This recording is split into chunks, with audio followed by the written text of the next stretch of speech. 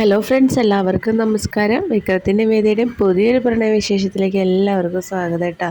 അങ്ങനെ നമ്മുടെ വിക്രം വന്ന് വേദയോട് പറയുകയാണ്, എനിക്ക് നിന്നോട് കുറച്ച് കാര്യങ്ങൾ സംസാരിക്കാനുണ്ട്, നമുക്കൊന്ന് പുറത്ത് പോകാമെന്ന് പറയുകയാണ് കേട്ടോ.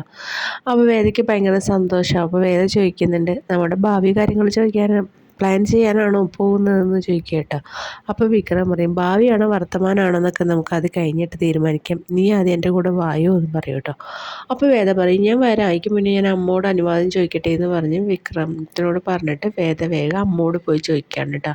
അമ്മ, വിക്രം പുറത്ത് പോകാമെന്ന് പറഞ്ഞു, ഞങ്ങളൊന്ന് പുറത്ത് പോയിട്ട് വരട്ടെ എന്ന് ചോദിക്കും കേട്ടോ. അപ്പോൾ അമ്മയ്ക്ക് മറ്റുള്ളവർക്കൊക്കെ സന്തോഷമാവും, ഓ തൻ്റെ മകൻ അവളെ ഭാര്യയായിട്ട് അംഗീകരിച്ച് തുടങ്ങി, അതുകൊണ്ടായിരിക്കും പുറത്ത് പോകാൻ തീരുമാനിക്കണേന്ന് അമ്മ വിചാരിക്കട്ടെ. അമ്മ പോയി വാ മോളെ, സന്തോഷമായിട്ട് പോയി വരാൻ പറഞ്ഞ് വിക്രത്തിൻ്റെ വേദേനെ വീട്ടിൽ നിന്ന് വിടാണ് കേട്ടോ. അപ്പോൾ വിക്രം വേദയും പോയിട്ട് ഒരു സ്ഥലത്ത് നിന്ന് അവർ സംസാരിക്കുകയാണ്. അപ്പോൾ വേദയോട് വിക്രം പറയുകയാണ്, നീ എന്താണ് എന്നെക്കുറിച്ച് മനസ്സിലാക്കിയത്? എൻ്റെ ക്യാരക്ടർ, എൻ്റെ സ്വഭാവം എല്ലാം മോശമാണ്, നിനക്കൊരിക്കലും എന്നെയായിട്ട് പൊരുത്തപ്പെട്ട് ജീവിക്കാൻ പറ്റില്ല, അടിപിടി കേസുകളും അങ്ങനെയൊക്കെയുള്ള ഒരാളാണ് ഞാൻ, നീ നിൻ്റെ ഭാവി കളയരുത് വേദ, നീ എങ്ങനെയെങ്കിലും പോകും, വളരെ മോശമാണ് ഞാൻ, എനിക്ക് എന്നെ തന്നെ പിടിക്കില്ലാത്തൊരു കാലഘട്ടം ഉണ്ടായിരുന്നു, ഇപ്പോഴും അതേപോലെയൊക്കെ തന്നെയാണെന്ന് വേദയോട് വിക്രം പറയുകയാണ് കേട്ടോ.